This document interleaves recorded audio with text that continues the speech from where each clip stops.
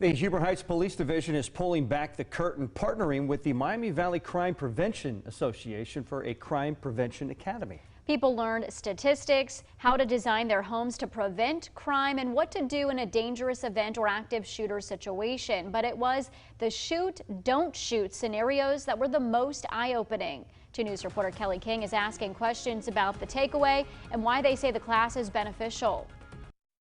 This was all part of a free 4-week course. I was there when they took part in a series of shoot, don't shoot scenarios. For some, it wasn't what they expected and realized decisions sometimes come down to a split second.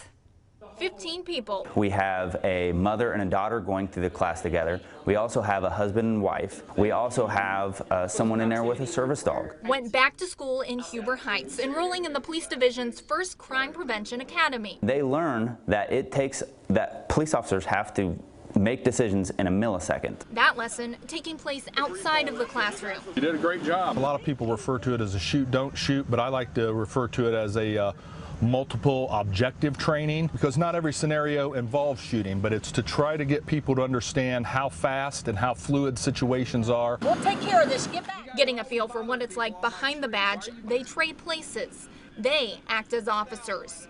Given a gun with blanks, they're put in different scenarios. They had me walk up to a suspicious vehicle. I did a traffic stop. Making the situations as real as possible. He has a gun in his hand.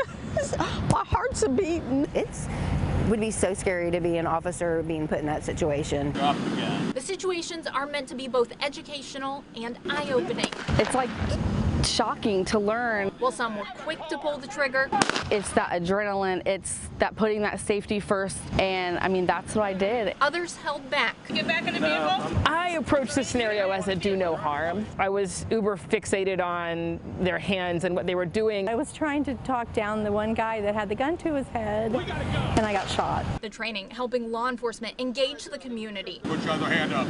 There's really not a one-size-fits-all playbook. We're trying to get people to understand that there's a lot of different ways you can handle things and situations, and a lot of things that you have to keep an eye on. Many walking away with knowledge they didn't have before and a new perspective. I don't know what I don't know, and I think that's why I wanted to put myself through the scenario. I've always had the utmost respect, but now I have even more.